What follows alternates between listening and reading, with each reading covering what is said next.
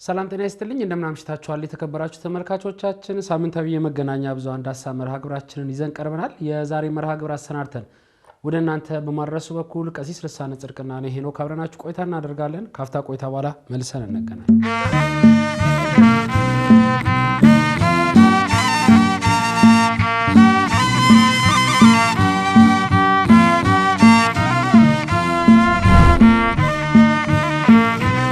ክብራና ክብራት ተመልካቾቻችን ካፍታ ቆይታ በኋላ መልሰን ተገናኝተናል ቀሲስ እንኳን ደህና መጡ እንኳን ደህና ቆየህ መልካም እንግዲህ ያው በሳምንቱ የመራረጥናቸውን ርዕሰ ጉዳዮች በተለይም ደግሞ እንደ መገናኛ ብዙሃን ብዙዎች ሲቀበሉ የነበሯቸው አንድ ሁለት ጉዳዮችን ይዘን መተናል ዛሬ እሱን ለተመልካቾቻችን እናስተዋውቅና እንግዲህ ጠለቅ ወዳለው ነገር እንገባለን ማለት ነው እንደሚታወቀው የዚህ የምስራቅ አርሲ ጉዳይ እንግዲህ ቀሲስ ያው ከለትለት ነገሮች እየተቀዛቀዙ የመጡ ቢመስሉ ግን ውስጥ ለውስጥ አሁንም ጥቃቶች እንደቀጠሉ ናቸውና እሱን የተመለከተ አንድ ጉዳይ ቲክቫ ኢትዮጵያ ዘግቦ ነበር ከሰሞኑን እሱ እንግዲህ የተለያዩ ሰዎች በተለይ በሚዲያው በኩል በዚህ በማህበራዊ ሚዲያው በኩል ሰፊ ሽፋን አግኝቶ ቆይቷል ማለት ነው በተለይም ደግሞ ጥቃቱን ማስቆም የሚያስችል የተገኘ መፍትሄ የለም ሲል የህዝብ ግንኙነት መምሪያው እንግዲህ የቤተክርስቲያኗ ለቲክቫ ኢትዮጵያ አሳውቋል ምናልባት ያሉ ነገሮችን ጠለቅ ብለን ወደ ውስጥ ምንድነው የተባለው እንዳጠቃላይ ምን ሂደት ላይ ነው ያለው ከሰሞኑ ሳምንት ተከስቷል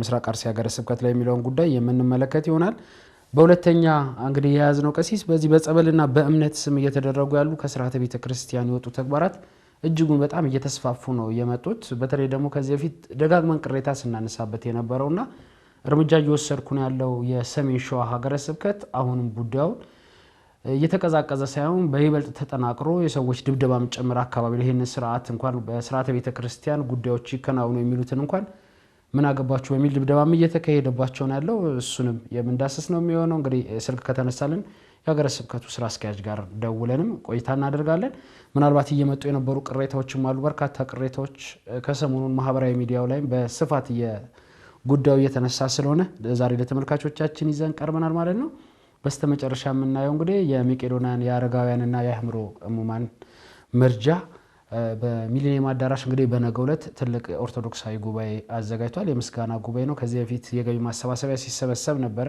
እንግዲህ እሱ ላይ ብዙ ብር ተሰብስቧል ከሱ ጋር ተያይዞ የምስጋና መርሃ ግብር ተሰናድቷል እንዳጠቃላይ መቄዶንያ ይህን መርሃ ግብር ለምን አሰበው እንዴትስ በዚህ ሰዓትና በዚህ ወቅት እንደዚህ አይነት ጉባኤዎችን ሊያሰናዳ ቻለ የሚለውን ጠለቅ ብለን የምንመለከት ነው የሚለው ቀዳሚ ወደምናደርገው ጉዳይ እንግባለን ቀሲስ ጥሩ እንግዲህ ያው ቀዳሚ ጉዳያችን እንደተባለው ምስራቅ አርሲ ላይ ዛሬም ያለው ነገር ደጋግመን እንደምናነሳው በየሳምንቱ ጉዳዮችን ለተመልካቾች እያደረስንም ቆይታ አድርገናል እስካሁንም እንደዚሁም ደግሞ በወቅታዊና በዕለታዊ መረጃዎችም ለተመልካቾቻችን ስናደርስ ቆይተናል እንደሚታወቀው በተለይ 2018 ዓመተ ምህረት ከገባ ከወርሃ መስከረም ጀምሮ በጉዳዩ ይበልጥ እየሰፋ እንጂ እየተቀዛቀዘ ስላልመጣም የሚመለከታቸው የቤተክርስቲያን አካላት እንደዚሁም የሚመለከታቸው የመንግስት አካላት ለጉዳዩ ትኩረት ሰጥተው እርምጃ እንዲወስዱ ስንል ተደጋጋሚ የሆኑ እንግዲህ መረጃዎችን ማስረጃዎችን ስናደርስ ቆይተናል ምናልባት እንግዲህ ቲክቫ ኢትዮጵያ ያው ከሰሞኑን የቤተክርስቲያን አካላትንም አነጋግሮ ምንድነው ያለው ነገር እየተባባሰ ነው የመጣው እገታው አፈናው እንደቀጠለ ነው የሰዎች ግድያ እንደቀጠለ ነው ስለዚህ ቤተክርስቲያኗ ምን እየሰራች ነው ሲል ደውሎ ጥያቄ ጠይቆ ነበር እንዳጠቃላይ እንግዲህ በተወሰነ መልኩ ባላንስ ያደረገ መረጃ ለተመልካች ለማድረስ ሙከራ አድርጓልና ቀሲስ እንዴት አገኙት ከርሶን ጀምረና ሌሎች ጉዳዮችንም እንግዲህ ለተመልካቾች የምናደርስ ይሆናል መልካም እንግዲህ በምስራቅ አርሲ ዞን አካባቢ ላይ በተደጋጋሚ እየተከሰተ የነበረውን አሁንም ጭምር እየተከሰተ ያለውን የግድያና እንዲሁም ደግሞ ምዕመናንን ከቦታ የማፈናቀል እንቅስቃሴ ከጊዜ ወደ ጊዜ ቁጥሩ እየጨመረና እየሰፋ የመጣ መፍትሄ ያልተገኘለት ጉዳይ እንደሆነ ሌላ የሚናገር አካል ያው መናገር አያስፈልገውም በግልጽ የሚታይ ጉዳይ ስለሆነ ነገር ግን ከሚዲያ ዳሰሳ መርሃ ግብራችን አንፃር በየሚዲያ በተደጋጋሚ በተለያዩ ፎርማት የሚቀርብበት አውድ አለ በተለይ በዚህ ሰሞን እንግዲህ አንተም በመግቢያ ሐሳብ ላይ ስታስቀምጠው እንደነበረ በዚህ ቲክቫ ኢትዮጵያ ላይ የተገለጹና የተነሱ ሐሳቦች አሉ ማለት መሬት ላይ ካለው እውነታ አንጻር ስናየው በተወሰነ መንገድ ሊገልጡ የሚችሉ ወይም ደግሞ በአርሲ ዞን በምስራቅ አርሲ ዞን ያሉ ምእመናን አሁን ያሉበት ሁኔታ ሊያሳይ በሚችል በተወሰነ መንገድ ሊያሳይ በሚችል መንገድ ሐሳቦችን የገለጸበት ሁኔታ አለ። እኔ ወደ ጉዳዮቹ ከመግባታችን በፊት በተለይ ቲክቫህ ኢትዮጵያ በምስራቅ አርሲ ዞን ላይ ያለው እንቅስቃሴ በተመለከተ የሰጠውን ሐሳብ ከማየታችን በፊት ትናንትና ከትናንት ወዲያ የነበረበት እንቅስቃሴ በተወሰነ መንገድ ብናይ ጥሩ ነው ብዬ አስባለሁ። በተለይ ታስታውስ እንደሆነ በተደጋጋሚ ይሄም ያህል ቁጥር ያለው ሰው ሞተ፣ ይሄም ያህል ያለው ሰው ቁጥር ተገደለ እንዲህ ያለን ብዙ ጊዜ ስንናገር ነበር። በየሚዲያውም የተለያዩ ጉዳዩ በጥልቀት የገባቸው የተረዱ እህቶች ወንድሞችም ሲያቀርቡ እንደነበር ሁላችን ምናቀው ነው። እንዲያውም ምንም ከበዛ መንገድ ጉዳዩ እየተነገረ ይምጣ እንጂ እስካሁን ድረስ መፍትሄ ያልተገኘለት ጉዳይ እንደሆነ አሁን ያለው እንቅስቃሴ በቂ ማሳያ አለ ማለት ነው። ስለዚህ አሁን መፍትሄ ያልተገኘለት ጉዳይ ነው የሚል ሐሳብ ስናቀርብ ትናንትና ከትናንት ወዲያ የነበረው እንቅስቃሴ ራሱ ማየት የምንከደድበት ሂደት አለ ማለት ነው። በተለይ እንደምታስታውሰው በምስራቅ አርሲ የነበረው አጠቃላይ ክርስቲያኖችን የመግደልና የማጥፋት እንቅስቃሴ በተመለከተ በተደጋጋሚ ይሰራ እንጂ ያንን ሊመስል የሚችል እንቅስቃሴ ያለባቸው አካባቢዎችም እንደነበሩ ይታወቃል። ዙቋላ አንስተና በተደጋጋሚ ወደዚህ ወደ ሐረርጌ አካባቢ ላይ ስናነሳ የነበረው ነው። ቀደም ያሉ ጊዜያት ደግሞ ካነሳን ጅጅጋ ታነሳለ፣ መካከለኛ ኢትዮጵያ ክፍል ላይ ያለው ደቡብ አካባቢ የምታነሳባቸው ቦታዎች አሉ። ይሄ ብቻም ሳይሆን ደግሞ እንደ ሀገር ደግሞ ካየነው ጦርነት የሚካሄድባቸው ቦታዎች የተካሄደባቸው አሁንም እየተካሄደባቸው ያሉና ወደፊት የሚያሰው ቦታዎች ሁሉ በየዕለቱ ኦርቶዶክሳውያን ቁጥራቸው የሚቀንስበትና ኦርቶዶክሳውያን የሚሞቱበት መንገድ እንዳለ ሰው ሊረሳው አይገባም የሚል ሐሳብ እንደመነሻ ብናቀርብ ጥሩ ይመስለኛል። ምክንያቱም በአንድ ቦታ ያለ በዓላማ የሚገደሉ ሰዎች ጉዳይ ብቻ አይደለም እናነሳው፣ በስትራቴጂ አይደል፣ በመዋቅር እንዲሁም ደግሞ የተለየ የፖለቲካና የመንግስታዊ ሐሳብ ደግሞ ያላቸው አካላትም ጭምር ማዕከል በሚያደርጉት እንቅስቃሴ የሚሞቱ ክርስቲያኖች ቁጥራቸው ከጊዜ ወደ ጊዜ ደግሞ እየጨመረ እንደመጣ ማሳያዎች አሉ። አንድ ማሳያ በሀገሪቷ ላይ ያለው በየቦታው የሚሰማ የመሳሪያ ድምጽ ነው፣ ወይም ደግሞ በየዕለቱ ያለው የመገፋፋት እንቅስቃሴ ያንን ሰው የማይሞትበት አይደለም፣ ሰው የሚሞትበት ነው። ከቁጥር አንጻር ደግሞ ካየነው ብዙ ኦርቶዶክሳውያን ለቁጥር ያልተሰፈረ ያልተለካ ኦርቶዶክሳውያን ቁጥራቸው አሁን መግለጽ ሊከብድ በሚችል መንገድ እየሞት እንደሆነ መናገር አለብን ብዬ ነው የማስበው። ምክንያቱም ታስታውስ እንደሆነ የትናንትና የከትናንት ወዲያ የነበረ እንቅስቃሴ ቡያ ያስተማረን አልመሰለኝም። በሁለት ዓመትና በአንድ ዓመት ከምናምን በነበረው የትግራይ ጦርነት አካባቢ ላይ የነበረው እንቅስቃሴ በተመለከተ ምን ያህል ክርስቲያን እንደሞተ፣ ምን ያህል አብያተ ክርስቲያናት እንደተቃጠሉ፣ ምን ያህል አጠቃላይ የነበረው ጉዳይ እንደ ቤተ ክርስቲያን እንዳጣን የተቀመጠ ጉዳይ የለም። ተደበስብሶ ነው ያለፈው። አሁንም እንደገና በዚህ በአማራ ክልል ደግሞ ባለው እንቅስቃሴ ላይ በኦሮሚያ ክልል ደግሞ ያለው እንቅስቃሴ በተመለከተ ክርስቲያኖችን በየጊዜው ለሞት ሰለባ የሚዳርግና ህልውናቸው የሚያጠፋ እንቅስቃሴ የሚታይበት ጉዳይ እንደሆነ ማንሳቱ ያስፈልጋል ነው። ለዛ ነው እንግዲህ አሁን ሐሳብ ስታቀርብ እየሞትኩ ነው፣ እየተገደልኩ ነው፣ ህልውናዬን የሚጠበቅበት ምንም አይነት አውድ የለም የሚል ሐሳብና ጩኸት ድምጽ ስታሰማ የምትሰማበት የምትደመጥበት መንገድ ጉዳዩ እየላላ የመጣበት አንዱ አውዱ ትናንት የነበረበት እንቅስቃሴ ለዛ የሚጋብዝ ነው ብለን እናስባለን። እና በተለይ ይህን አርሲ ዞን አይተው ከሆነ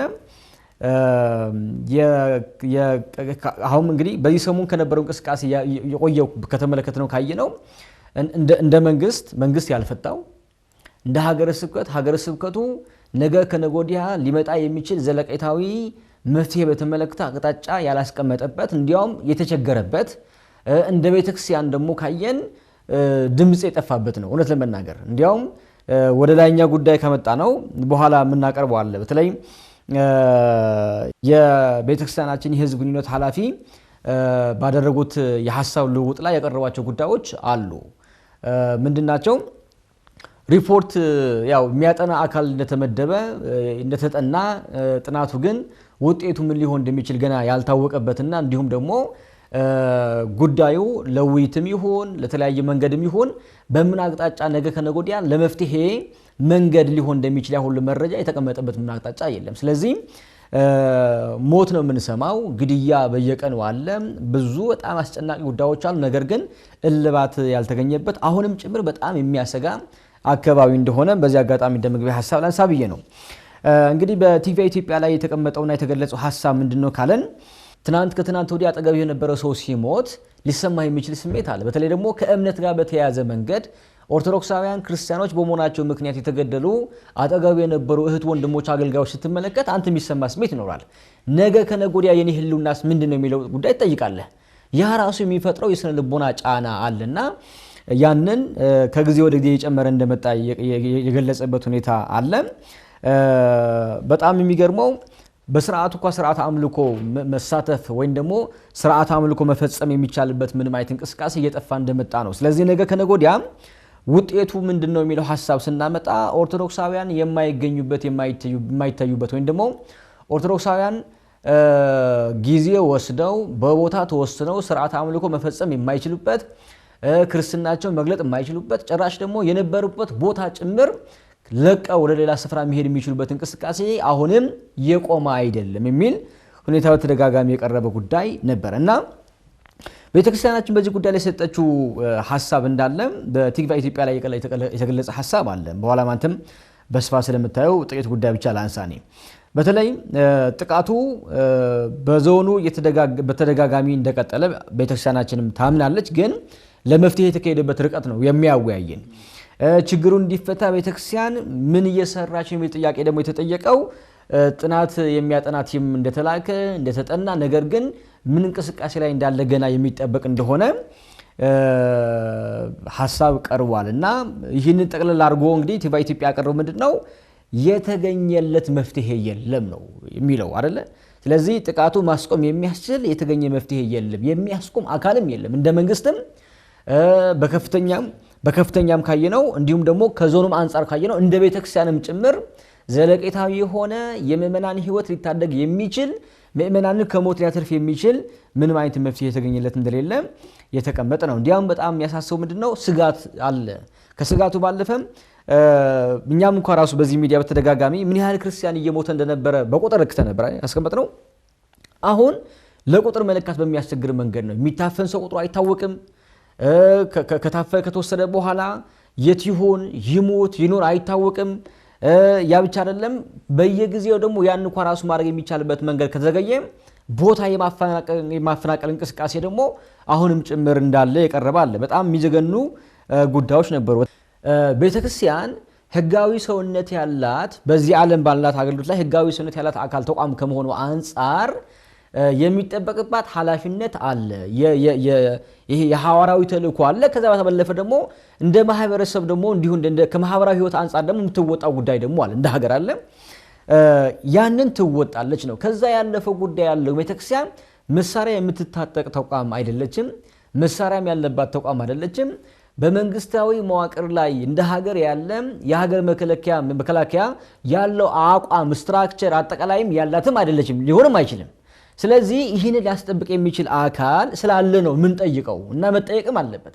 ስለዚህ ያንን ሊያስጠብቅ የሚችል የምእመናን የአጠቃላይ የሰው ልጅ ሁሉ ህልውና ሊያስጠብቅ የሚችል አካል ካላስጠበቀ ጉዳዩ በጣም ስለሚከብድ አስቸጋሪ ስለሚሆን በምእመናን በተደጋጋሚ የሚከሰት የህልውና ስጋት ሊያስቆም የማይችል ጉዳይ እንደሆነ ስለምናስበውና ይህንን ትንሽ የሚያሰጋ ጉዳይ ብለን እናስባለን። ሐሳቦችን በኋላ አከላለው ወራንት እንለፈ ነው። መልካም ብዙ ነገሮችን አንስተዋል ቀሲስ። እንደሚታወቀው ያው ምስራቅ አርሲ ቀደም ሲል በመግቢያችንም ስናነሳው ነበር በተደጋጋሚ ጥቃቶች እየተፈጸሙባቸው ነው። ሰዎች ታግተው ይወሰዳሉ። እለት የምንሰማው ነው። ከትላንት ወዲያ እንኳን የ60 ዓመት አዛውንት እንግዲህ ታፍነው ተወስደዋል። ምንድነው አሁን ታፍነው ከተወሰዱ በኋላ በተለይ ብር የሚጠየቁ አሉ። ወደ 11 አሁን የሚሆኑ ሰዎች ብር ከፍለው እንደተለቀቁም እየሰማን ነው። አስከፊነቱ ምንድነው? 300-400 ሺህ ብር እንዲከፍሉ ይደረጋል። 300-400 ሺህ ብር ከተቀበሉ በኋላ ግን አንዳንዶቹን አይለቋቸውም፣ ይገሏቸዋልም ጭምር። ስለዚህ እንደዚህ አይነት ውንብድና የሚፈጸምበት አርሲ ዞን ላይ የጸጥታ ዘርፍ አለ።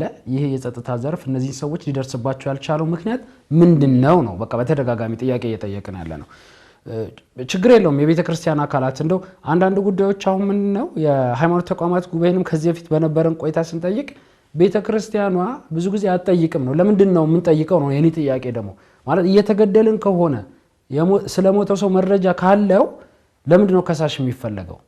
ይሄ እኮ ምንም እንትን የለውም። ቀን በቀን የሚዘርፍ ወንበዴ ካለ ቀን በቀን ሰውን የሚያፍን የሚያሰቃይ ከአካባቢ ላይ የታጠቀ ኃይል አለ ከተባለ ይሄን የታጠቀ ኃይል አሳዶ የሚይዝ አካል ደግሞ አለ አይደለ? ስለ ሰላም የሚሰራው የመንግስት መዋቅርም ጭምር አካባቢው ላይ ስላለ ማለት ነው።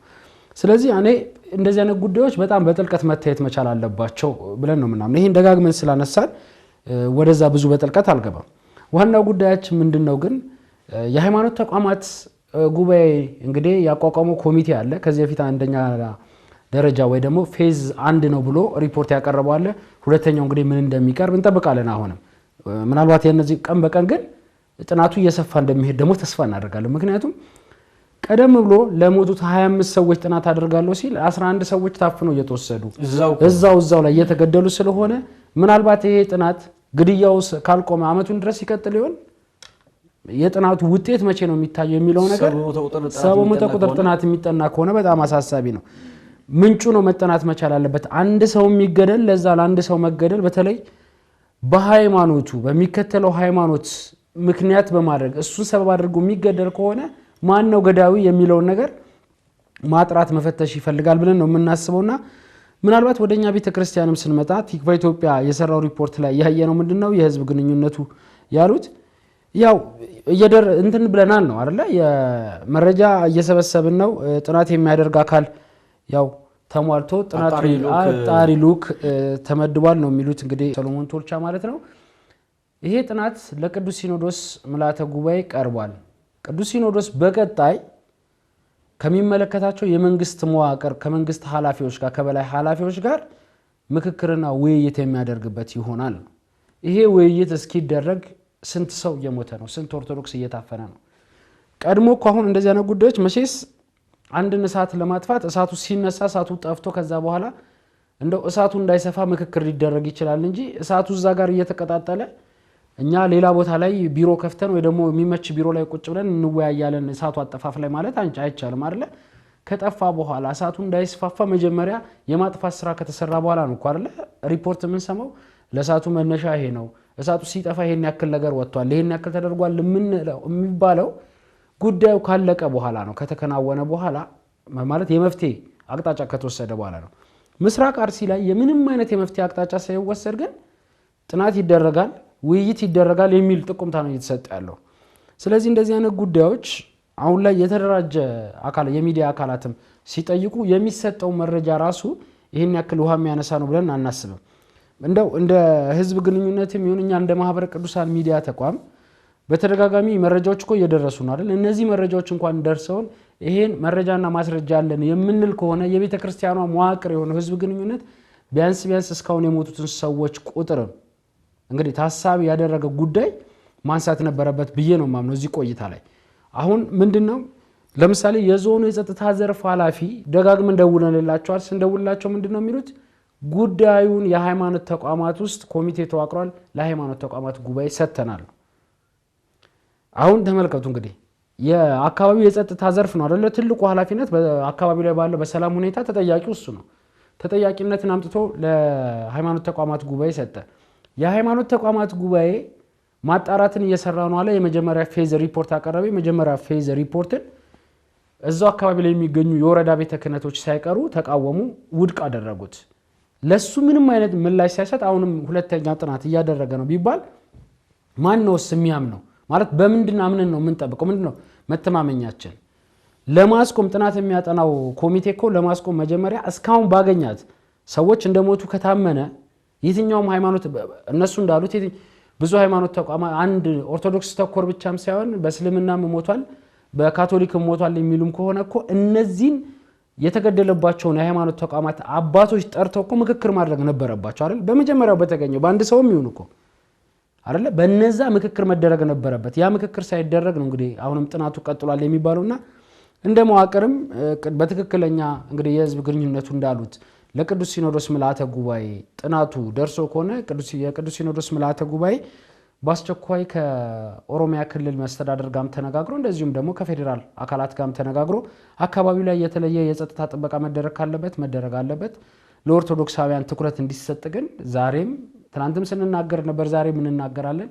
ግድያ፣ አፈናና ሞት እስካልቀረ ድረስ መረጃዎች ቀን በቀን መምጣታቸው እስካልቀረ ድረስ እንደ ማህበረ ቅዱሳን ሚዲያ ያሉ መረጃዎችን ግን ማድረሳችን የማይቀር ነውና እንደዚህ አይነት ጉዳዮችን ስናደርስ ምንድነው እንደ ወደ ሌላ ጉዳይ አይገቡም እንደ የተለየ እነሱ አጀንዳ ያደረጉት የሚለው አጀንዳ ያደረግነው እለት በእለት ግድያ ስላለ ነው።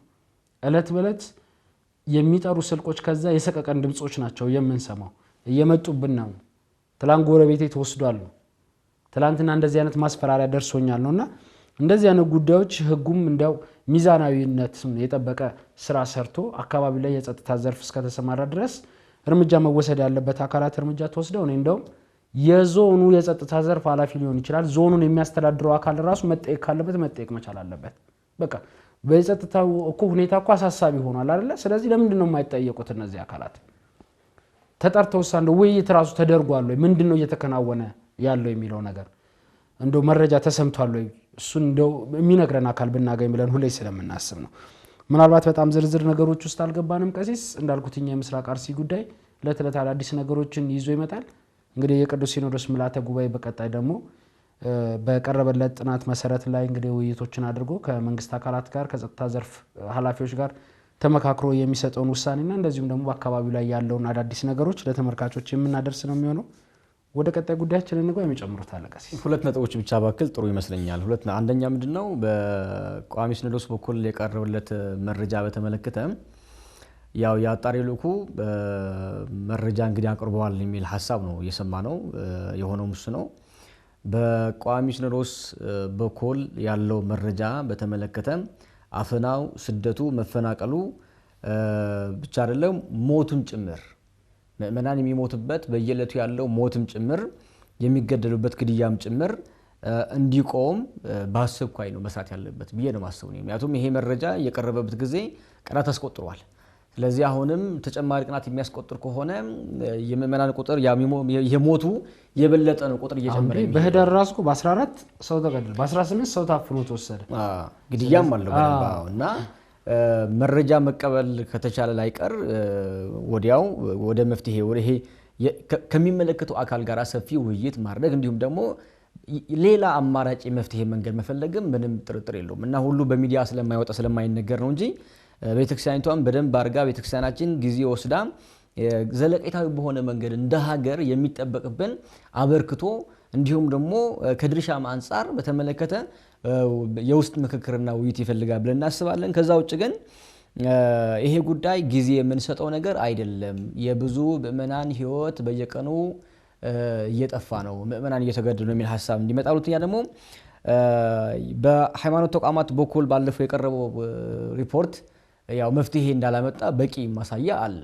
በቂ ነው ማሳያው። ምክንያቱም ቅድም አንተ ስታነሳው እንደነበረ ነው የሃይማኖት ተቋማት እዛ አዲስ አበባ መጥቶ መግለጫ ሲሰጥ መግለጫ በሚሰጥበት ጊዜ ላይ ራሱ ሰው ይሞተ ነበርና ክርስቲያኖች ይገደሉ ነበርና መፍትሄ የማያመጣ ጉዳይ እንደሆነ ይታወቃል። ይሄ የአቋም መግለጫ ማውጣት እንዲሁም ደግሞ መረጃ መሰብሰብ ባይናቅም ግን ሰው ለሚሞትበት አካባቢ ላይ ሞት እንዲቆም ነው የምታረጋው። ሞት የሚቆምበት መንገድ ነው የምታመጣው እንጂ እንዴት ነው እስኪ የሚለው ጉዳይ መፈለግ ይሄ ለነገር ካልሆነ በቀር ምንም ጥቅም የለውምና ያንን ነው። ከዛ የሚመለከተው የመንግስት አካል ደግሞ የማቆም ግዴታም ስለሆነ እንደ ስትራክቸር አንፃር ያንን እንጠይቃለን። ለጊዜው ለዛሬ በቃና ያስባለሁ። መልካም።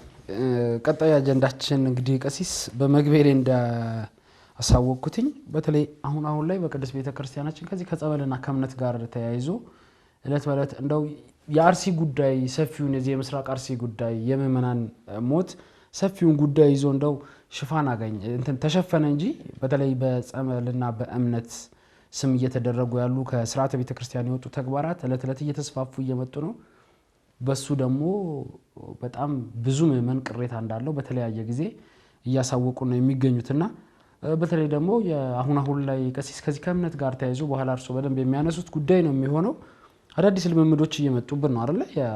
የቅቤ እምነት ተብሎ እንግዲህ በተደጋጋሚ ስናነሳ ቆይተናል። በተለይ የሰሜን ሸዋ ስውሯ ማርያም ጋር እንግዲህ እንደዚህ አይነት ጉዳይ እንደሚፈጸምና ከጾም ጋርም ተያይዞ በጾም የቅቤ እምነት ይሰጣል የሚል ቅሬታ ተነስቶ ከዚህ በፊት ለሀገረ ስብከቱ ስራ አስኪያጅ ደውለን ጉዳዮችንም ለማጣራት ሙከራ አድርገን ነበር። ሀገረ ስብከቱ ታስታውሱ ከሆነ ቀሲስ ጉዳዮችን ካቀረበን በኋላ ይሄን ስርዓት እንዲጣስ እያደረጉ ያሉት የጉዞ ማህበራት የሚባሉ ናቸው። ለነሱ ደግሞ መተዳደሪያ ደንብ አውጥቻለሁ፣ ከዚህ በኋላ በዚህ መተዳደሪያ ደንብ ህግና ስርዓት ነው የሚመሩት የሚል መግለጫም ጭምር ሰጥቶ አመስግነን እዚህ በሚዲያ ዳሰሳም አንስተነው ነበር እንደሚያስታውሱት። ግን አሁን ከዛ በላይ የሆኑ ተግባራቶች ደግሞ በዚቹ በስውሯ ማርያም እንግዲህ እየተካሄደ ነው ያለው። በጣም ብዙ የወንበዴ መናኸሪያም ጭምር ነው የሆነው። በጣም ብዙ የሚሰቀጠጡ ጉዳዮችን የሚሰሩ ሰዎች እዛች ገዳም ውስጥ ተሰግስገው ነው ያሉት። ቦታው አሁንም ለተመልካቾቻችን ግልጽ የምናደርገው ስውሯ ማርያም በቃል ኪዳን ብዙ ሰዎች ይድኑበታል። ጉዳዩ ከመዳንና ካለመዳን ጋር ስላልሆነ ስርዓተ ቤተክርስቲያን ግን የሚጥሱ የቤተክርስቲያን አስተዳደር አካላትን የሚመሩ ደግሞ የተደራጀ የወንበዴ ቡድን አለ ነው እያለን ያለ ነው። ስለዚህ የነሱ ስራ ምንድነው? ብዙ ስራዎች እጃችን ላይ ያሉ ስራዎች አሉ። ምን ህገወጥ ስራ የሚሰሩት ህገወጥ ስራ ማለት ነው። ምናልባት ዛሬ ባለፈውም ጊዜ አንስተናል። ዛሬ ወደ ተመልካቾች ይዘን የመጣንበት የራሱ ጉዳይ ስለሚኖር ማለት ነው። ምናልባትም ቀሲስ አንዳንድ ጥያቄዎችን ለመጠየቅ ወደ ሀገረ ስብከቱ ስራ አስኪያጅ ስልክ እንደውልና ዛሬ ለተመልካቾችም ለመንገር ያክል ስልክ ስቱዲዮ ይዘን የገባ ነው ሀገረ ስብከቱ ስራ አስኪያጅ ጋር ለመደወል ነውና ምናልባት እየተሰሙ ያሉ ጉዳዮች አሉ። ሰዎች ይደበደባሉ። አንድ ሴት አለች። እሷ ከምታዘጋጀው ጉዞ ውጪ ማንም ሰው ወደ አካባቢ ላይ ጉዞ ማድረግ አይችልም። ያን ጉዞ ደግሞ ይሄንን ህግ ተላልፎ ጉዞ የሚያደርግ ሰው እንግዲህ በመኪና እስከ 10,000 ብር እየቀጡ እንደሆነ ነው መረጃዎች የደረሱልና ምናልባት እስቲ እሱን ነገር ሀገረ ስብከቱ ያውቃሉ የሚለውን ወደ ሀገረ ስብከት እንደውልና ስልክ መረጃዎችን እናጣራ። ያኬ እንዴት አደርክ? ልደውል። ሰላም አደር። አንድ የተወሰነች ደቂቃ ነው የፈለኩት። እሺ የሚመቾት ከሆነ አንድ ሁለት ጥያቄ መጠየቅ ፈልጌ ነው የደወልኩት። እሺ ቀረጻ ላይ ነው ያለ ነው። እሺ አንድ መረጃ ደርሶን ነበረ። የማህበረ ቅዱሳን ሰንዳፋ ወረዳ ማዕከል ህዳር 7 ወደ ስውሯ ማርያም ጉዞ አድርጎ ነበረ። እሺ ምናልባት 3 መኪና ነው ጉዞ አድርገው የመጡት አካባቢው ላይ። እሺ ከአካባቢው ላይ እንግዲህ ያው አንድ ፍቃድ የተሰጣት ሴት አለች ይመስለናል እና እሺ ምናልባት ከዛ ውጪ እነሷ ከምታዘጋጀው ጉዞ ውጪ የሚደረጉ ጉዞዎች ላይ በአንድ መኪና 10,000 ብር መክፈል አለባችሁ ተብለው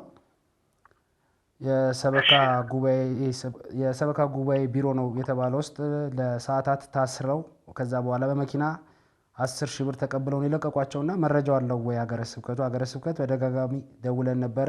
ስልክ ላይ ያነሱልን አልቻሉም አሉ ተይዘው የነበሩ ሰዎች። ምናልባት እሱ ጉዳይ ታውቁታላችሁ ወይ? በመኪና እየተከፈለ ያለው 10,000 ብር ማን ጋር ነው እየገባ ያለው? ለማን ነው የሚከፍሉት 10,000 ብር? 10,000 ብር ደረሰኝም እጃቸው ላይ አለ። በቤተክርስቲያኗ ስም ነው የተቆረጠው ነው የሚሉት። ደረሰኝ አይተዋል? አንተ ራሱ ለአንተ አሳይተዋል? አሳይተውኛል። እሺ እሱን እንፈልገዋለን። እኛ አሁን ይሄ መረጃ የለንም። ዞር አሁን ከቅዳሜ ጀምሮ የራሱ የሆነ በሀገረ ስብከቱ የሚሄድ ያካሄድ ስርዓት ይኖራል። ያንን እግር በእግር ማንኛውም ሰው እየተከታተለ መረጃ ለኛም በማድረስ ሙሉ በሙሉ ቅርብ የሚይዝበትን እናያለን። እኛ ያው ከዚህ በፊት ደጋግሜ ነግሬያለሁ። እንደ ሀገረ ስብከት ህጋዊ የቤተክርስቲያን ሰውነት ያለው አካል ሁሉ ማንም በማይከለከልበት ደረጃ መጥቶ ማስጓዝ ይችላል ብለን ያው ደጋግሜ በሚዲያም ተናግሬያለሁ። የኛ አቋም ይሄ ነው ባለው ነገር ማለት ነው። አልፎ ተርፎ ደግሞ አሁን የመኪና ክፍያ ለምን እንደሚከፈለው ፓርኪንግ ነው ወይስ ምንድነው? እንግዲህ አላውቅም። ይሄንን ካለ ማስረጃ ካለ እኛም የምናየው ነው የሚሆነው። ግን አሁን ግን የተጠናከረ ሂደት ባለፈው እንዳልኩ የተጀመረ ስለሆነ እያንዳንዱ ነገር የምናጠራበት መንገድ ይኖራል ብዬ ነው የማስበው። ሄኖኬ ጥሩ የመገናኛ ሬዲዮም ጭምር የያዙ ወጣቶች አሉ አካባቢ ላይ የሚንቀሳቀሱ። ምናልባት እሱስ መረጃ አላችሁ? የለንም ሄኖኬ። አሁን እዚያ ላይ እንዳልኩ ነው ባለፈው ካንተ ጋር እንደተነጋገርን መጋቢት 7 ሄጄ ያለው ነገር ለማየት ለማስተካከል ጥረት ተደርጓል። ከዚያ በኋላ አሁን ለግንቦት ለህዳር 21 ነው ሄድኩት። ያው እዚያ ከረዋላይም ሲሄድ ምንም ያየሁት የሰማሁት ነገር የለም። እግዚአብሔር ይመስገን እልፋይል አፋት መኪና ነው ያለው። ግን እንዲህ ያለ ምንም መረጃም የለኝም፣ የሰማው ነገር የለም። እንደ ቢሮም ደረጃ ደግሞ እኛ ጋር ባለፈው እንዳልኩ የመጣ አካል የለም። አሁን እንዲህ ያለ ኤቪደንስ ያለው መረጃ ያለው እኮ ምን ችግር አለው መጥቶ ያናግራል ከሆነ ማለት ነው። በተደጋጋሚ ስልክ ስንደውል ያነሱልን አልቻሉም አሉ። እሺ ሌላኛው ጉዳይ መጠየቅ የፈለኩት አንደኛው ጉዳይ ምንድነው? የልማት ኮሚቴ ላይ ያለችው አንድ እህት እስከ ሰሞኑን የታሰረች እሱስ መረጃ አላችሁ? የልማት ኮሚቴ እንግዲህ አሁን ያው በሚዲያ ከምሰማው ውጪ ደብሩም ሪፖርት አላደረገልንም። እኔም እንዳልኩ ሰሞኑን አልገባሁም ቢሮ በነበረው በሀገረ ስብከቱ ስር ነው አይደል ያለው ደብሩ? በሀገረ ስብከቱ ስር ነው አይደል ያለው? በሀገረ ስብከቱ ስር ነው ያለው ዛሬ። ስለዚህ አሁን ይሄ ኬስ ካለ ደብሩ ሪፖርት ማድረግ ነበረበት። እንግዲህ ዛሬ እሱን አንዱ ስራዬ ነው ብዬ አስባለሁኝ። ከሚዲያ ያለፈ በሪፖርት ደረጃ ይሄ ነው የሚል በቂ መረጃ ወደኛ የመጣበት አግባብ የለም። እንግዲህ ልጅቷ ያው የህንጻ አሰሪ ኮሚቴ ናት በሀገረ ስብከቱ ባላት ፈቃድ ማለት ነውና ያለው ነገር ይሄ ነው። ዞሮ አሁን ይሄ ሁሉ ተጣርቶ ሀገረ ስብከቱ የራሱ የሚለው ነገር ሊኖር ስለሚችል በዚያ ልክ ብትጠብቁትና ብታዩት ጥሩ ነው ያስባለሁ። ጥሩ። እኛ እንደ ሚዲያ ዝግጅት እንግዲህ በርካታ የመመናን ቅሬታዎች እየገቡ ነው። አካባቢው ላይ ለዋሽንት እንኳን ክፍያ እየተጠየቀ እንዳለ ነው መረጃዎች እየደረሱን ያለው። እምነት ተብሎ ቅቤ አሁንም በዚህ በጾም ወቅትም ጭምር እየተሸጠ እንዳለ መረጃዎች አሉ። እነሱን አጣርታችሁ ግን ሚዲያችን ስቱዲዮ እኛ የቅቤ እምነትም የለንም። ያንተከ ደጋግሜ ተናግሬያለሁ። ይሄ ሰው ሊለው ይችላል የቅቤ እምነት ይባል እኛ አናውቅም፣ የለንም። አሁንም እርግጠኛ ሆኜ የምነግርህ ማለት ነው እየተሽሎከለከ የሚደረግ ነገር ካለ ያንን የማጽዳትና የማስተካከል ስራ ሊሰራ ይችላል። ግን እኛ እንደ ሀገረ ስብከት ኦፊሻሊ ሰርኩላርን በተላለፈ ደብዳቤ እንዲህ ያለው የምን በቃ ከቤተክርስቲያኗ ስርዓትና ስርዓት ውጪ ያለ ነገር የቦታ ቃል ኪዳን ካለ አይመለከተንም። እሱ ሌላ ጉዳይ ነው። ከዚያ ውጪ በሆነ ግን አሁን እኔ የቅቤ እምነት ራሱ ልልህ አልችልም ያለ የለም። ጥሩ። እንግዲህ ያው አካባቢ ላይ በተለያየ ጊዜ የመጡ ምዕመናን እያደረሱን ያለ መረጃ ነው። እናንተ እኔ አሁን በዚህ ምሰማው ነው እናንተ አሁን ከመረጃው ይልቅ መጣችሁ ወይወት ነው የምለው እኔ በቃ እሱማ ያው ሄደን የኛ አካሎች የኛም ተወካይ ባለበት አሁን ያ ሳይሆን አሁን እንደው ከዚህ መጣ ከዚያ መጣ ብለን የምንሄድበት አግባብ ለቤተክርስቲያኗ አይመጥንም፣ አይሆንም ብዬ ነው የማስበው። ስለዚህ ጥሩ ነው መረጃ መውሰዱ ግብአት መያዙ ጥሩ ነው። ያንን ይዞ ግን መሬት ላይ መውረድ አለ የለም እውነት ነው የለም። ምንድነው አሁን የኛ አባሎች ናቸው። አሁን ህዳር 7 መጥተው ተይዘው የነበሩት እኮ የኛ አባሎች ናቸው። ለማጣራት አሁን መቼስ ከአባሎቻችን በላይ የሚሆንብን የለም። ሀገረ ስብከቱን ግን ሚዛናዊ ማድረግ ስላለብን የደወል ነው። አሁንም ቢሆን ሀገረ ስብከቱ እየተነሱ ያሉ ቅሬታዎች እንግዲህ 1 ዓመት አስቆጥሯል። እኛ እንኳን መረጃውን ካደረስን ማለት ነው። ስለዚህ በእነዚህ 1 ዓመት ውስጥ ምናልባት እቺ ተደጋጋሚ ቅሬታ እየደረሰባት ያለው የልማት ክፍሉን የምትመራ ልትሆን ትችላለች። ምናልባት እቺ ሴት እርምጃ የሚወሰድባት ከሆነ መቀየር ከተቻለ መቀየር፣ አካባቢው ላይ ተደጋጋሚ አሁን ጉዞ እየተዘጋጀ እንደዚህ አይነት ቅሬታ የሚነሳ ከሆነ ጉዞውን ለተወሰነ ጊዜ ማቋረጥ ካለባችሁ ጉዞውን የማቋረጥ ስራ መስራት ከስፍራው ጋር የሚገናኝ ቃል ኪዳን ጋር አይደለም ችግሩ። ትልቁ ጉዳይ አባታችን እንዲረዱ የምንፈልገው የቃል ኪዳኑን ጉዳይ ሳይሆን እያነሳን ያለ ነው። እኛም ስርዓተ ቤተ ክርስቲያን እየተፋለሰ ነው አይደል? እናንተም እንደ ሀገረ ስብከት ስርዓተ ቤተ ክርስቲያን እንዲፋለስ አንፈልግም ካላችሁ በጣም በአስቸኳይ እርምጃ የሚወሰድበት ጉዳይ እርምጃ ተወስዶበት በሰራችኋቸው ስራዎችና ውጤት ባመጡ ስራዎች ላይ ስቱዲያችን ክፍት ነው። ተገናኝተን ውይይቶችን አድርገን ይህንን ጉዳይ የሚጠብቁ ውሳኔ የሚጠብቁ በርካታ ምዕመናንና ተመልካቾች ስላሉን ለነሱ እንደምናደርስ እኛ በዚህ አጋጣሚ ቃል ነው የምንገባላችሁ። ያሉ ነገሮችን እንዲያጣሩ በዚህ አጋጣሚ የቤት ስራ ነው የምንሰጠው። መልካም እንግዲህ እንዳልኩ ነው አሁን ያው የተጀመረ ነገር ስላለ ያው ሁላችንም የምናየው ይሆናል። በዚያ ልክ እንግዲህ እሺ ፈቀደ ይሆናል። እሺ እናመሰግናለን እጅግ አድርገን። እናመሰግናለን። እንግዲህ ያው ተደጋጋሚ ቅሬታዎች ነው የሚነሱት። ሀገረ ስብከቱ እንግዲህ ያው በስሩ ነው ዞሮ ዞሮ ቤተክርስቲያኑ ያለችውና ምናልባት እኔ በ21 ነው እቺ ሰው እንግዲህ እንደታሰረች ራሱ መረጃዎች እየደረሱን ያሉና ምናልባት ሀገረ ስብከቱ መረጃ የለውም ያለው ወይ እንግዲህ የቤተክርስቲያኑ ያስተዳደር ስርዓት ሪፖርት ስላላደረገልን አላወቅንም ነው እያሉ ያሉት። መታሰሩ አይደለም ትልቁ ጥያቄያችን። ቀደም ሲል እንዳልኩት የማህበረ ቅዱሳን እንግዲህ የሰንዳፋ ወረዳ ማዕከል እንኳን በሄደ ሰዓት እቺኑ ሴት 10,000 ብር የተቀበለችው እቺው ሴት ነች። ይቅርታ ጠይቁዋት፣ ጉዞ እንደዚህ አይነት ጉዞ አናዘጋጅም ካንቺ ወጪ በሏት ብለው ይቅርታ አስጠይቀው ነው ልጆቹም የተፈቱት። ወደ 3 ልጆች እስከ ከጧቱ 3 ሰዓት የታሰሩ 7 ሰዓት ላይ የተለቀቁትና ይሄ ምንም ጥያቄ የለውም። የግድ ሄደን መረጃ ማጣራት ምናምን ብቻም ሳይሆን ከዚህ በፊትም እንደተናገር ነው የኛ ጋዜጠኛ የኛ ካሜራማን እዚህ መዲናችን አዲስ አበባ መገናኛ እንኳን ሄደው ከጉዞ ማህበራት ጋር የተገናኘ መርሃ ግብር ለመስራት ታስቦ በሄዱ ሰዓት እሷ ጋር ደውላችሁ እሷ ካልፈቀደችላችሁ መቅረጽ አትችሉም ብለው ነው የመለሷትና በጣም ይሄ ሰውነታቸው እንትን ይሄ ምንድነው ገዘፍ ያሉ ሰዎች የመነኮሳትን ፎጣ ደርበው እንግዲህ ከዚህ ጫጫ ከጫጫ ገዳሙ እስካለበት ቦታ ድረስ የተዘረጋ ሰንሰለት አለ። ይህንን እንግዲህ መስበር የሀገረ ስብከቱ ስራ ነው። ሀገረ ስብከቱ አልሰማውም ቢልም ደጋግሞ እኛ ደግሞ ያሉንን ማስረጃዎችና መረጃዎች ደጋግመን እያደረስን ያለ ነው። ቦታው ላይ እንግዲህ ያው እንዳልኩትኝ ህዳር 7 3 ታታ ነው ይዞ ሄደው ወረዳ ማከሉ 3ቱም ታታዎች ተያዙ። በአንድ ታታ 10 ሺህ ብር ካልከፈላችሁ አትፈቱም ተባሉ። እንደገና ለምነው ለሶስቱ መኪና 10 ሺህ ብር ከፍለው ነው የተለቀቁት። እንግዲህ እሱ 10 ሺህ ብር የተከፈለበት ደረሰኝ ነው እጃችን ላይ የሚገኘው። እሱ ብቻ አይደለም፣ እሳቸው እንደሚሉት የቅቤ እምነት አይሸጥም ይላል። የቅቤ እምነት የገዙ ሰዎች ደረሰኝ ይዘው መጥተዋል። ስለዚህ ይሄ የቅቤ እምነት መሸጥ ብቻ አይደለም እኮ የሚወጡ የቪዲዮ ማስረጃዎች የሚያሳዩት እኮ ሲቀቡ ነው። ሲቀቧቸው እያየን ያለ ነውና ምናልባት እኔ ሀገረ ስብከቱ ይሄን ያክል ያላየው ነገር ካለ በደንብ ራሱ መፈተሽ መቻል አለበት። ውሳኔ መወሰን ካለበት እኮ የጉዞ ማህበራት የሚባለው ነገር የመተዳደሪያ ደንብ ማዘጋጀት ብቻም ሳይሆን መቆም ካለበት መቆም አለበት። በርሜል ጊዮርጊስ ከዚህ በፊት ብዙ ቅሬታዎች ሲነሳበት ሀገረ ስብከቱ ለተወሰነ ጊዜ እኮ ጉዞ ከልክሎ ነበር። ስለዚህ ቦታው ላይ ምንም አሁንም ተመልካቾቻችንም እንዲረዱት የምንፈልገው ቀሲስ እንደዚህ አይነት ጉዳዮችን ስንነካ ቦታው ላይ ምህረትን ያገኘ ከተለያየ ከስጋ ህመም እንግዲህ የዳነ ሰው አለ። አይ ቦታው የድነት ቦታ ነው በሚል ቅሬታ ያነሳል። እንደዚህ አይነት ጉዳዮችን ስናቀርብ አሁንም እሱን እናምናለን፣ ለተመልካቾቻችን ማስረዳት የምንፈልገው ማለት ነው። ጉዳዩ ግን የመዳንና ያለመዳን ጉዳይ ብቻም ሳይሆን ስርዓተ ቤተክርስቲያንን በጠበቀ መልኩ ስራዎች ይሰሩ ነው።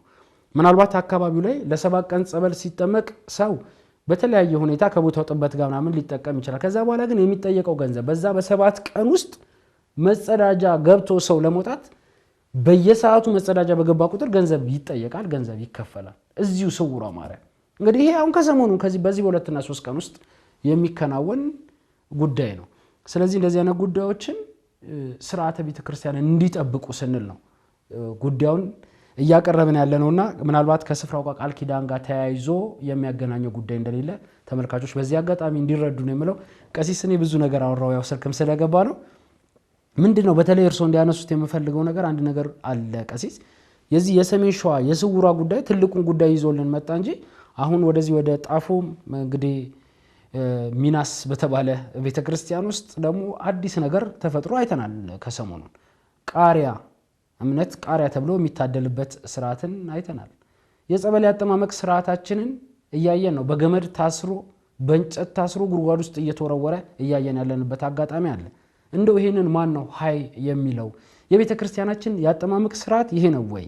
ቤተክርስቲያንስ እንደው እምነት ብለን የምንጠቀመው ነገር ምንድነው? እርሶ ካህንም እንደመሆኑ መጠን እንደ ዕውቀት ከማጣትም ብዙዎች ደግሞ ይሄን ስራ ሲደግፉ ስለምንመለከትም ከሱ ጋር የተያያዙ ጉዳዮችን እርሶ ቢያነሱልን መልካም። ያው በዛ አጋጣሚ መጋቤ ሐዲስ እናመሰግናለን።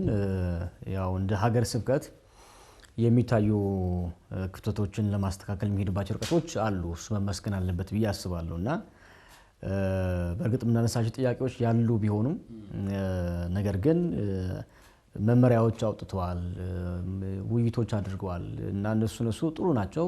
ያው የሚቀሩ ጉዳዮች አሉ። እንዲያውም እኔ አንተ ያነሳው ሐሳብ ከመሄድ በፊት እንደመነሻ አድርጌ የማስቀምጠው ነገር ምንድነው ቀደም ከሰማነው ድምጽ አንፃር እንደ ሀገረ ስብከት ብዙ ማያውቋቸው ነገሮች እንዳሉ በቂ ማሳያ ነው ያለው። መሬት ላይ ያለው እውነትና ሀገረ ስብከት ደግሞ ያለው መረጃ በጣም የተለያየ ነው። ለዛም በስሩ ነው ቤተክርስቲያኑ ነገራችን ላይ። አዎ እንደዛ ነውና ምንድነው የሚሆነው?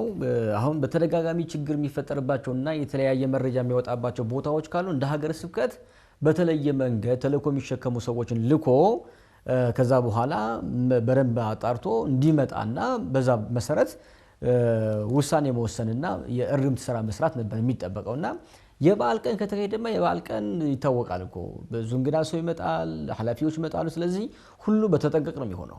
ከዛ ውጪ ያለው የአዘቦት ቀን በደንብ ጊዜ ወስዶ ሄዶ ማጥናት፣ ማየት፣ መመልከት ይፈልጋልና እንደ ሀገረ ስብከት የሚሰራ ስራ እንደ ሚዲያ መስራት አይጠበቅብንም። ይሄ እናንተ ምስተሩት እገሌ የሚሰራው ሳይሆን እንደ ሀገረ ስብከት ነው ይሄ መሰራት ያለበት ነው። ይሄ ጊዜ ሲያወስዱ ቢሰሩ ጥሩ ነው። ምክንያቱም አደገኛ የሆነ እንቅስቃሴ ስላለው ማለት ነው።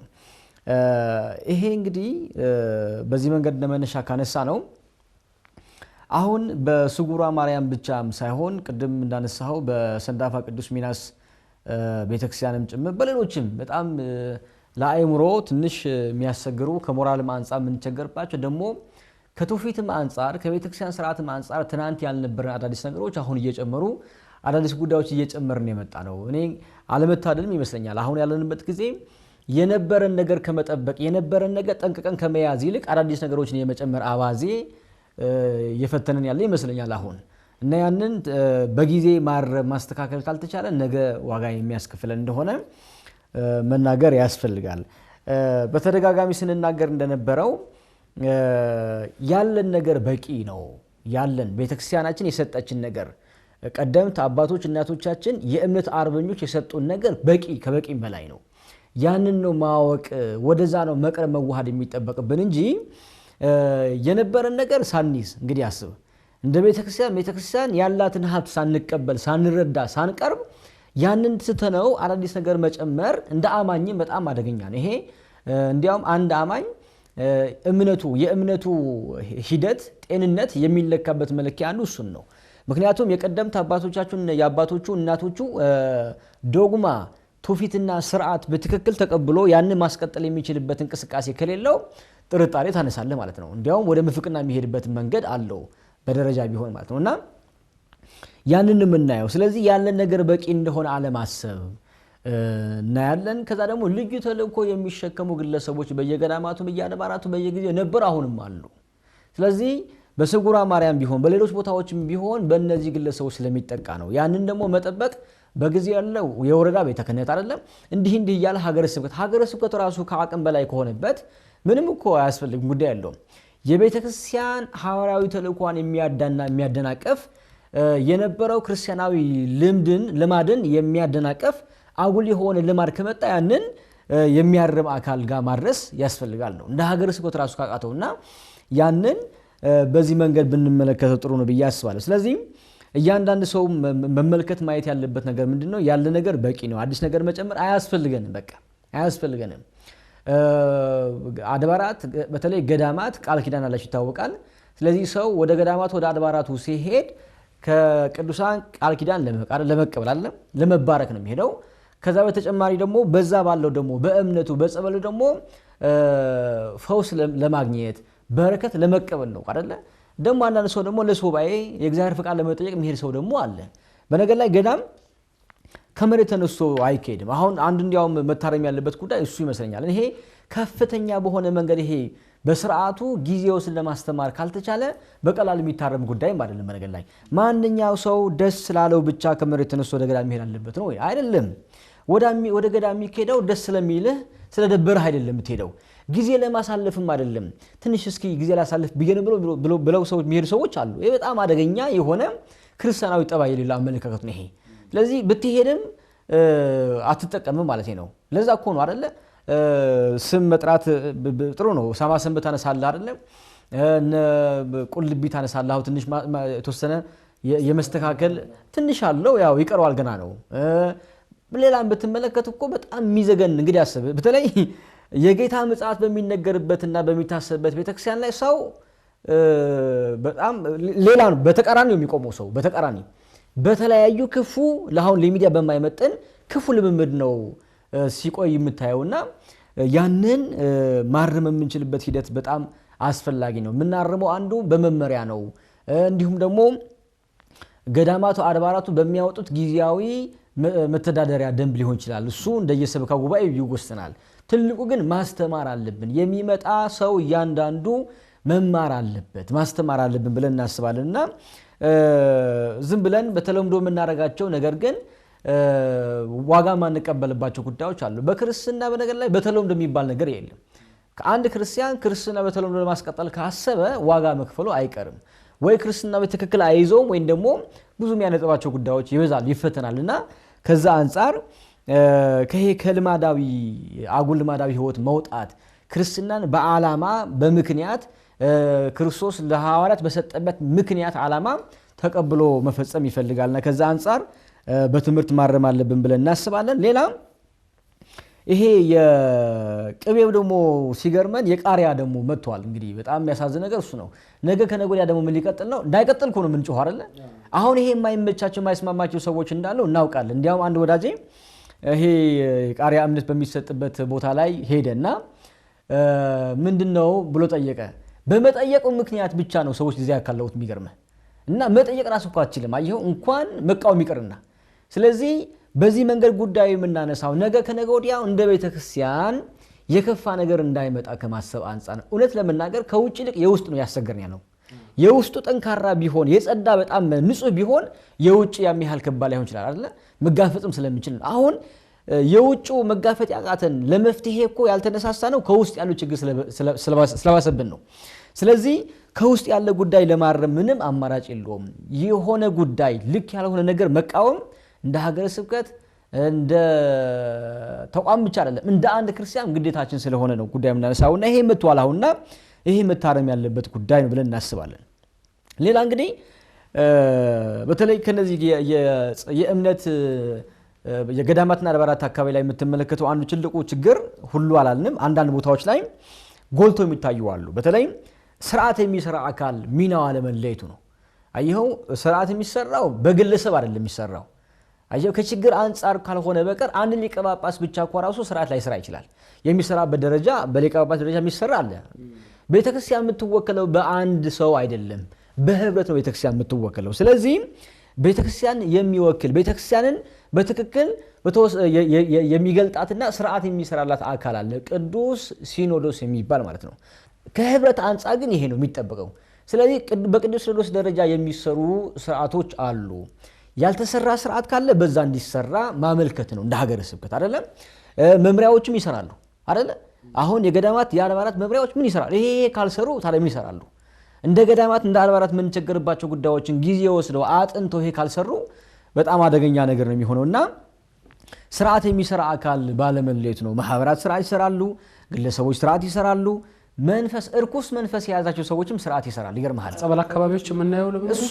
እንግዲህ አስብ አንድ ሰው ፈውስ ለመቀበል ለመጠመቅ ሄዶ እንድትጠመቅና እንዳትጠመቅ እንዲጠመቅና እንዳይጠመቅ የሚያዘው ማን ነው መንፈስ ያዘው እርኩስ መንፈስ ያዘው ሰው ነው ይሄ መታረም ያለበት ነገር ነው የሚሆነው ለዚህ እንዲያውም ከችግር አንፃር ካልሆነ ወይም ከቃል ኪዳን አንፃር ካልሆነ እንዲያውም ካህን የሌለበት አጥማቂ አካል በሌለበት ቦታ እንዲያውም ሰው ባይጠመቅም ጥሩ ነው የለማ ያልነበረ ነገር ነው አሁን ቅርብ ጊዜ እንግዳ የመጣ ነገር ነው ማለት ነውና ያንን ነገር የምናይበት አንዱ ነው ይሄ መታረም አለበት ነው ሌላ ትልቁ ችግር በነገር ላይ የቤተክርስቲያን ድምጽ አለመስማት ነው አሁን ቅድም ያነሳናቸው ግለሰቦች አሉ በየቦታው የምናየው ነገር ሁሉ መተራመሱ የቤተክርስቲያን ድምጽ የሚሰማ ምእመን እየጠፋ ነው አሁን ሁሉ የራሱ ስሜት ነው የሚያደምጠው ሁሉ ከራሱ ስሜት አንፃር ነው የሚሰራው የሚተገብረው የሚገርም ቤተክርስቲያን ይዛ ዮሐንስ ወንጌል ምዕራፍ 10 ላይ እኮ ያለው አንቀጸ አባገ ላይ የሚገርም እኮ ነው የተቀመጠው እዛ ላይ ያለው ማለት እረኛው በጎቹ ሲጠራቸው በየስማቸው ሲጠራቸው በጎቹ የእረኛቸው ድምጽ ይሰማሉ ይሄ እኮ የቤተክርስቲያን እኮ ነው ቤተክርስቲያን ለምእመናን ህይወት ሊሆን የሚችል ስርዓት ስትሰራ ወንጌል ስታስተምር አጠቃላይ ጉዳዮችን ስታስቀምጥ ምእመናን የቤተክርስቲያን ድምጽ የመስማት ግዴታ አለብንኛ ችግሩ ይሄ ነው አይየው ስለዚህ ቤተክርስቲያን ድምጿ ታሰማለች ቤተክርስቲያን በወንጌል በኩል ወይን ደግሞ ባላታ አጠቃላይ መንፈሳዊ ትምህርት ደግሞ ስታሰማ ድምጿን የሚሰማ አካል በጣም ጥቂት ነው እና የማይሰማ ብዙ ከመሆኑ የተነሳ ጥቂት የሚሰማ ሰው ግር ይሰኛል የሚገርምና የቤተክርስቲያን ድምጽ የመስማት ችግር አለብን ይሄ መታረም አለበት ይሄ ብዙ ጊዜ እንዲያውም ሲንከባል የመጣ ጉዳይ ነው ብዬ ነው ማስበው ነው ማለት ምን ቸገርባቸው ጉዳዮች አሉ መሬት ላይ ያሉ እውነታ ማለት ነው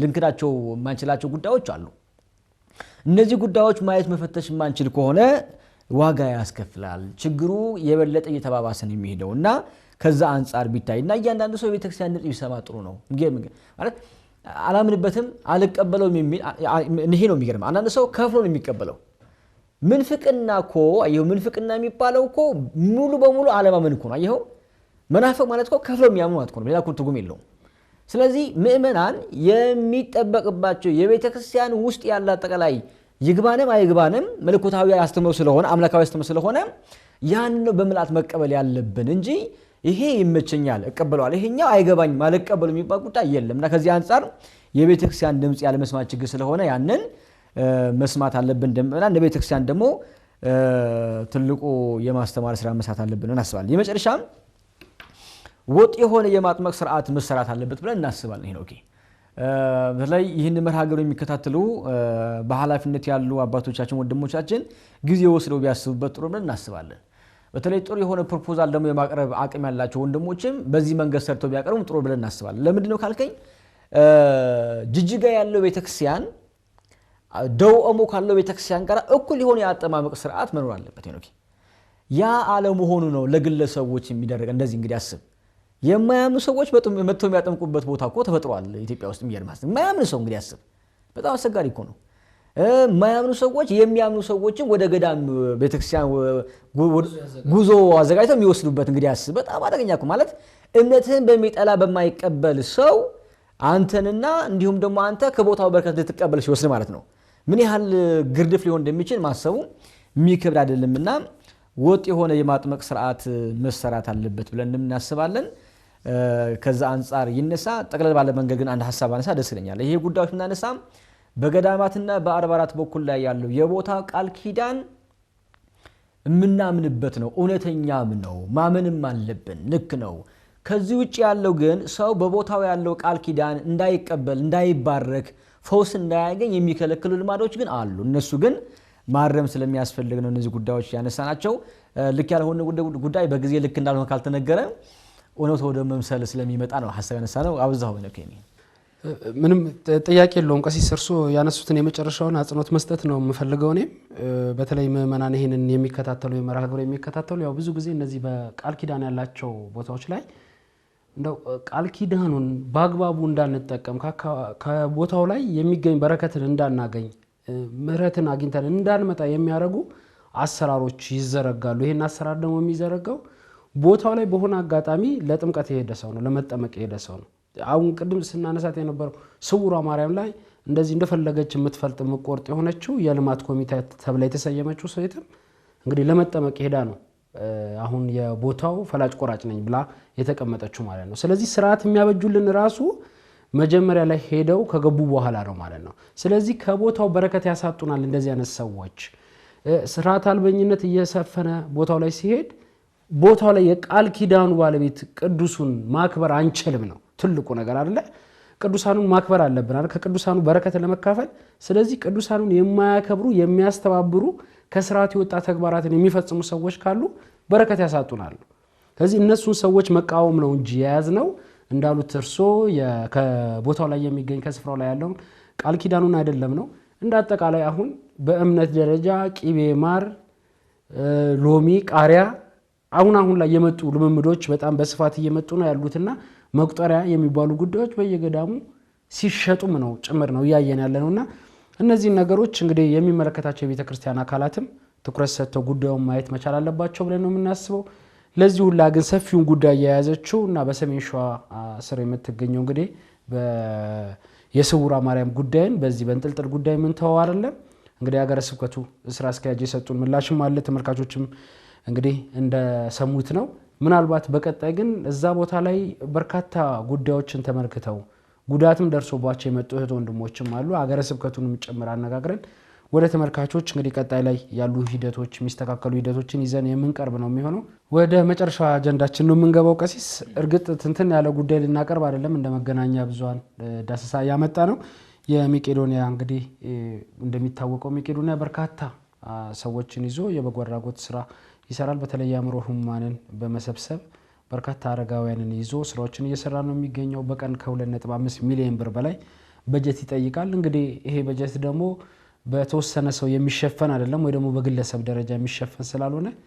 በርካታ በጎ አድራጊ እንግዲህ ኢትዮጵያውያንን ከኢትዮጵያ ውስጥ ያሉም ከኢትዮጵያ ውጭ ያሉትን በማስተባበር ነው ስራዎች የሚሰሩትና እንግዲህ ባለፉት ጊዜያቶች ረጅም ጊዜ የፈጀ የገቢ ማሰባሰቢያ መርሃ ግብር ሲካሄድ ቆይቷል ለዛ ላይ ደግሞ ትልልቅ ሚናቸውን ሲወጡ የነበሩ የሃይማኖት ተቋማት አሉ አንደኛው የሃይማኖት ተቋማት እንግዲህ ኢትዮጵያ ኦርቶዶክስ ተዋሕዶ ቤተክርስቲያን ነች እንግዲህ ይሄን በተለይ በኢትዮጵያ ኦርቶዶክስ ተዋሕዶ ቤተክርስቲያን በኩል ሆነው በርካታ ድጋፍ ሲያደርጉ የነበሩ አካላትን ለማመስገን ከኢትዮጵያ ኦርቶዶክስ ተዋሕዶ ቤተክርስቲያን ከዘማሪያን ህብረት ጋር በነገው ዕለት ማለትም ህዳር 28 እንግዲህ በሚሊኒየም አዳራሽ ከቀኑ 6 ሰዓት ጀምሮ የምስጋና መርሃ ግብር ተሰናድቷል እዛ መርሃ ግብር ላይ እንግዲህ ያው ማንኛውም ምዕመን ተገኝቶ ከመርሃ ግብሩ የዚህ የምስጋናው መርሃ ግብር ተሳታፊ እንዲሆንና ያው በዚህ መልካም አገልግሎት ነውና ከዚህ መልካም አገልግሎት እንዲካፈል በረከትም የሚያገኝበት ስለሆነ ጥሪ ነው የተላለፈው ማለት ነው ምናልባት ቀሲስ እንግዲህ ይሄ ማህበር አሁን ላይ ከ53 በላይ ቅርንጫፎች አሉት አዳዲስ ቅርንጫፎችንም ለመክፈት በኢትዮጵያ ስራዎችን እየሰራ ነው ያለው በቁጥር አሁን ከ8500 በላይ የአእምሮና የአእምሮ ህሙማንና እንደዚሁም አረጋውያን የሚገኙበት ነው ይሄ ማህበር እንግዲህ እንደሚታወቀውና ምናልባት ድጋፎችን ጎን ለጎንም እዚህ ጉባኤ ላይ መገኘት ያልቻሉ ድጋፎችንም እንዲያደርግ ጥሪ እየቀረበ ነው። እንዳጠቃላይ እርሶም እንደ ካህንም እንደዚህ አይነት መልካም የበጎ ስራ የጽድቅም ስራ እንደመሆኑ መጠን እንደ ካህን መልክቶት እናስተላልፈው እና አጠቃላይ መልካም እንግዲህ መቄዶንያ አንድ ጊዜም ሰርተን ነበር አስተዋውሳለሁና እንግዲህ እንደ ሀገር እንደ ቤተክርስቲያን ሊሰሩ የሚገቡ ስራዎች የሚሰራ ተቋም ነው።